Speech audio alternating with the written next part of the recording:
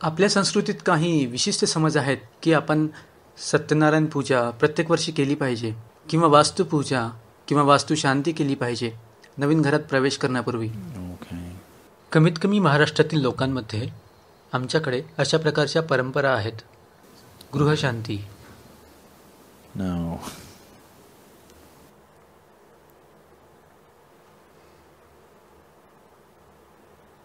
तुम्ही हे समजावून घ्यायला हवं.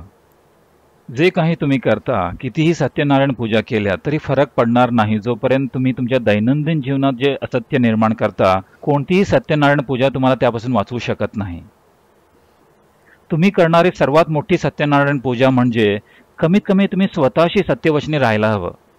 इतरांशी तुम्ही सत्यवचनी राहू शकत नसाल तर ते मी नजरअंदाज करेन, पण कमीत कमी तुम्ही स्वतःशी 100% सत्यवचनी असलंच पाहिजे, नाही का?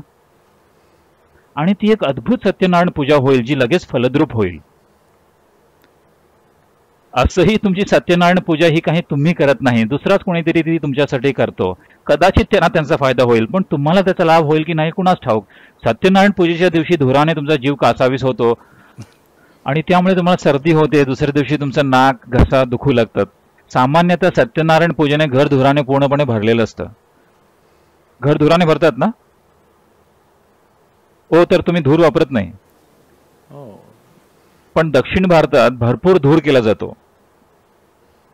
पण आता ते कमी कमी करत आहेत. पण पूर्वी सत्यनारायण पूजा अतिशय धुरकट असायची आणि जर सत्यनारायण हुशार असेल तर तो तिथे जवळपास येणारच नाही.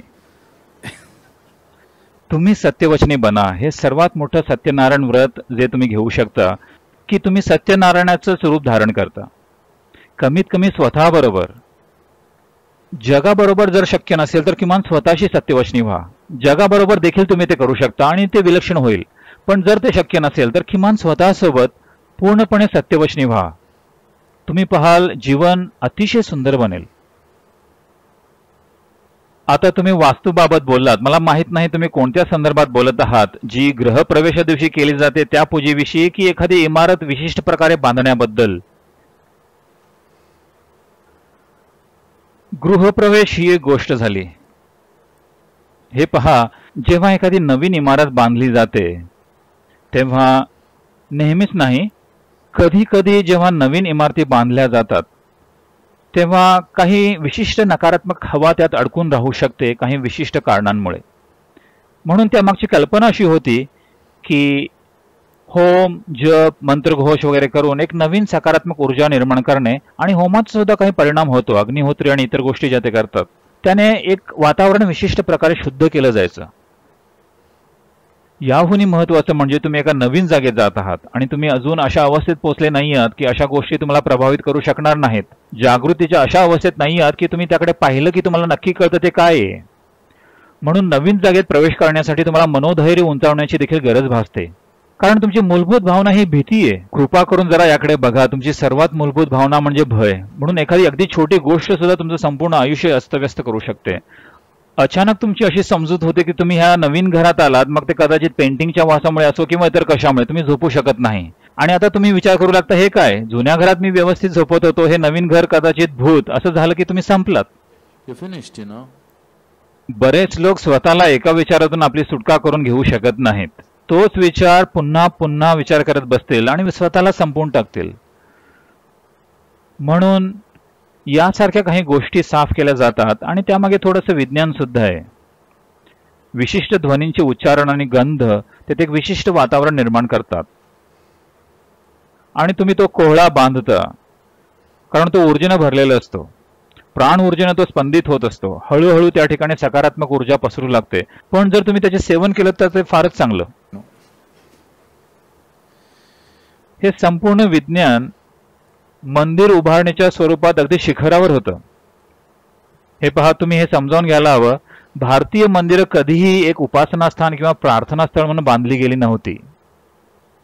जर तुम्ही एखाद्या मंदिरात गेलात तर परंपरेनुसार तुम्हाला प्रार्थना करा म्हणून कुणी सांगत नाहीत किंवा तुमच्या आयुष्यातले अडथळे कसे दूर करावेत यासाठी देवाला विनंती करायला कोणीही सांगत नाही.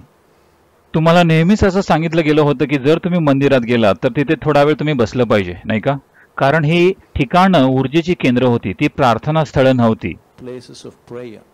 असं कोणतंच भारतीय देऊळ नाही जिथे कोणीतरी सामुदायिक प्रार्थनेचं नेतृत्व करतो, नाही का? इतर कोणतं प्रार्थना किंवा उपास्थान असेल तर कोणीतरी सामुदायिक प्रार्थनेचं नेतृत्व करतो, पण भारतीय देवळांमध्ये असा काही प्रकार नसतो.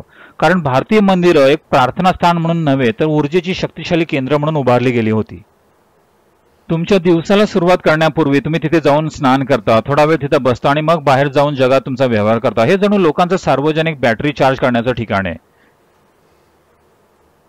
आणि असंही म्हणतात, जर तुम्ही आध्यात्मिक मार्गावर असाल तर तुम्हाला दररोज मंदिरात जाण्याची गरज नाही. तुम्हाला हे माहिती आहे का? माहिती आहे का तुम्हाला हे? जे लोक आध्यात्मिक मार्गावर आहेत त्यांना दररोज मंदिरात जाण्याची गरज नाही. का?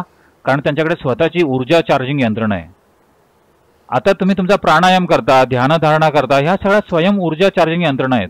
तुम्हाला सार्वजनिक ठिकाणी जाऊन चार्जिंग करण्याची गरज नाही. पण इतर जण तुमच्याकडे तुमचं स्वतःचं खासगी चार्जर नाही म्हणून तुम्ही सार्वजनिक ठिकाणी जाता आणि स्वतःला चार्ज करता. तुम्ही पाहिलं असेल मंदिराचा आकार, त्याच्या बाहेरील परिक्रमा, पवित्र गाभारा, आकार आणि विस्तार, मूर्तीची रूपरेषा आणि त्याचा आकार, मूर्तीने धरलेली मुद्रा, यांची प्रतिष्ठापना करण्यासाठी वापरलेले मंत्र, जर या सर्व गोष्टी योग्यरित्या जुळल्या तर त्याभोवती एक शक्तिशाली ऊर्जेचं क्षेत्र असेल. तुम्ही फक्त तिथे जा आणि बसा आणि ती ऊर्जा आत्मसात करा. ही काही तिथे थांबून बडबडण्याची वेळ नाही, किंवा इतर जण तसं करत असतीलही, पण तुम्हाला मात्र तिथे शांतपणे बसायचंय आणि तिथे काहीतरी असल्यास ते आपल्याला आत्मसात करायचंय. बहुतेक मंदिरं आपण नष्ट केली आहेत कारण त्यांची योग्यरित्या काळजी वाहून त्यांना टिकवून ठेवणं आपल्याला आता माहीत नाहीये. त्यासाठी लागणारी कटिबद्धता, समर्पण, त्यामागचं विज्ञान हे सगळं आपण हरवून बसलोत. अशी पुष्कळ शेकडो मंदिरं मृत पावली आहेत. आता उरले ते फक्त दगड. मंदिर उभारणं हे दगडाला दिव्यत्वात रूपांतरित करण्याचं विज्ञान होतं. पण जर तुम्ही जागरूक नसाल तर तुम्ही दिव्यत्वाला पुन्हा दगडात रूपांतरित कराल.